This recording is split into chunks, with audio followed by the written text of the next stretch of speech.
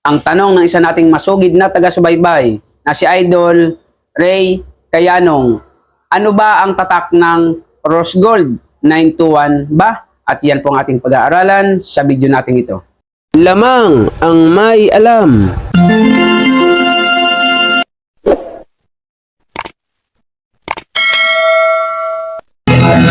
Ginto pila ang babaw ko, pag pilatis lang ginto eksperto ko sa mga kata. Magandang panahon po muli sa inyo mga kaibigan ko dito po sa ating channel More Than Treasures. Kumusta po kayong lahat? Nawain na sa mabuti kayong kalagayan at lagi ligtas sa anumang sakit at karamdaman. So sa video po natin ito ay atin pong pag-aaralan at sasagutin ang katanungan ng isa nating masugid na taga-subaybay na si Ray Kayanong. Shout out sa iyo, Idol Ray Kayanong. Ano po? So, ang kanya pong katanungan, ang sabi niya, ano daw ba ang tatak ng Rose Gold? 921 daw ba? So, nais ko pong malaman nyo, mga ka-More Than Treasures, na ang Rose Gold po ay isa po itong ori ng ginto na ang kulay po niya ay kulay pula. Na ang kanyang pagkakahawig o ang kahawig niya na kulay ay ang gintong 10K o 10 karat. Kaya lamang, kung ang pag-uusapan po natin ay tatak, kung ano po ang tatak ng mga dilaw na ginto ay siya din pong tatak ng mga Rose Gold. So kapag nakakita ka po ng kulay pula na singsing, kwintas, bracelet at may tatak po na 750 at inuri mo po 18K, yan po ay Rose Gold. So, kapag hindi ka po marunong sa ginto at hindi ka pa po sanay sa pagkilatis ng alahas, tulad ko po nung una ako namimili, akala ko 10K kasi nga kulay pula. Kung pala, Rose Gold. Sabi niyo, minsan nga na pagkakamalan ko na peke ang tatak kasi ang tatak ay 750, pero bakit kulay pula? O siyempre sa tagal din po ng panahon natin pamimili, lumalaw ng panahon, natutok yan po natin na ang Rose Gold pala ay may kanya-kanya ding ori, may 18K din. So, kaya po ang tatak po na 921, hindi po yung tatak ng Rose Gold na ginto. Kasi ang tatak po ng Rose Gold na ginto ay kung ano din po ang tatak ng dilaw na ginto. Halimbawa, 750 ang nakatatak sa'yo, tapos kulay pula, ibig sabihin 18K ang Rose Gold mo, kulay pula. Kung 585 naman at kulay pula, yan po ay 14K na Rose Gold. Ngunit uulitin ko po sa inyo, hindi po tayo bumabase sa tatak. Hindi naman po kasi kapag magbebenta ka ng alahas sa bagsakan, hindi naman po sasabihin sa iyo anong tatak. Pag sinabi mong tatak 585, bayaran 585, 14K, tatak 14K. Kaya nga po sa pamimili ng alahas, hindi ko po sa inyo ina-advise na kabisaduhin niyo po ang tatak. Ang kabisaduhin niyo po yung pag-uri nito sa bato. Dahil sa bagsakan ng ginto, sa mga namimili, hindi po tatak ang binabayaran, kundi yung uri sa bato. Kung anong lumabas sa bato na ori, karat, yun po ang babayaran. Hindi porke may tatak na 750, 18K, babayaran na siya ng 18K. Hindi porke may tatak na 14K, 14K na sa'yo babayaran. Yan po talaga inuuri sa bato at asido. So kung ano po ang lumabas sa bato at asido, yun po ang babayaran nila. So nawa po ay may natutunan kayo sa ating video at nasagot natin ng maayos ang katanungan ng ating kaibigan. So sa mga bagong dating, kung nagustuhan niyo po ang ating channel, pakisubscribe niyo po. I-hit niyo po notification bell upang lagi kayong update sa ating mga bagong videos. Lagay niyo po ay all. At kung may katanungan, comment po kayo sa ating comment section. Meron na po tayong bagong FB page, More Than Treasures Solid. Doon na po kayo mag-send na mga picture at makikipag-usap sa akin. Maraming po salamat. See you in our next video. God bless po.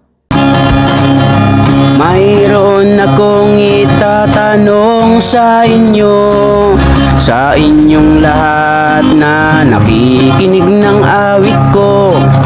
Nais nyo ba na kayo ay matuto sa usapang alahas, pilak at ginto? Kung nais nyo na kayo ay matuto, buksan nyo ang YouTube channel ko. More Than Treasures, More Than Treasures, More Than Treasures ang aking pangalan. More Than Treasures, More Than Treasures, More Than Treasures. Lamang ang may alam. treasures. More than treasures. More than treasures ang aking pangalan.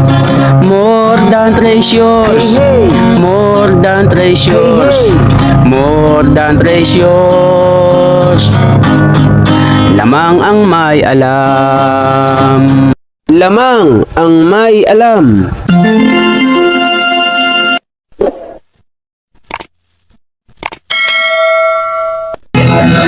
Ginto pilak ang trabaho ko.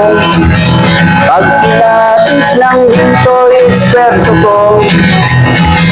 Kung sa mga kabisado ko, alam ko ang peke at totoo. Ako ay isang masayang ng ginto. Alam ko ang tunay at totoo. Kung usapan ay alas lang, yan ay kaya nating patunayan. Ako ay alahero at asayer ng ginto. Alam ko ang tunay at totoo.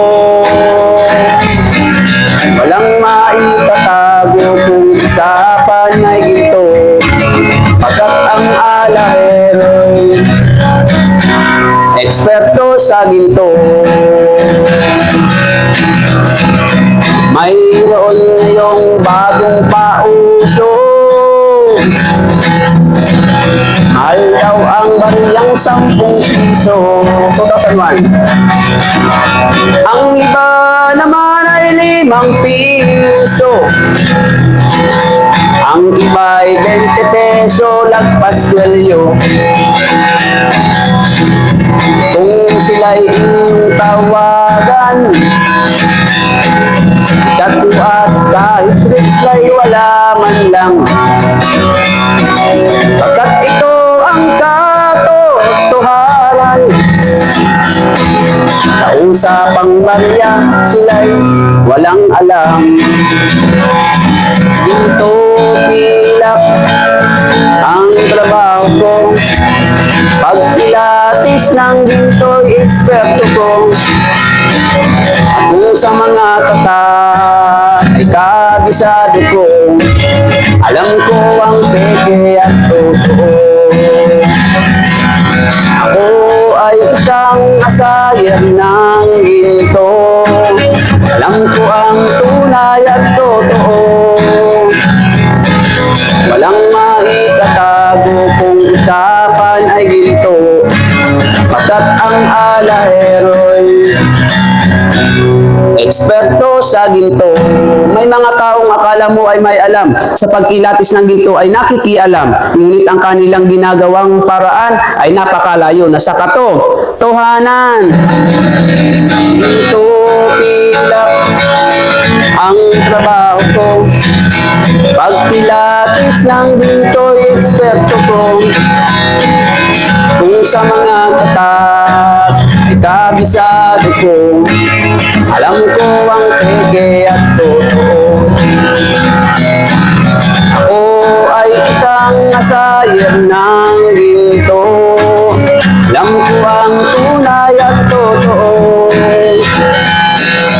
Kung usapan ay alas lang, yan ang kaya nating patunayan. Ako ay alahero at asayer ng ginto. Alam ko ang tunay at totoo. Walang maitatago kung usapan ay ginto. Pagkat ang alahero'y eksperto sa ginto. Ginto pilak ang trabaho ko. Pag pilates lang ginto eksperto ko. Kung sa mga ay kabisado ko. Alam ko ang peke at totoo. Ako ay isang masayan ng ginto. Alam ko ang tunay at totoo, walang maitatago kung usapan ay ginto. Pagkat ang alahero'y eksperto sa ginto. Pagkat ang alahero'y eksperto sa ginto. Lamang ang may alam.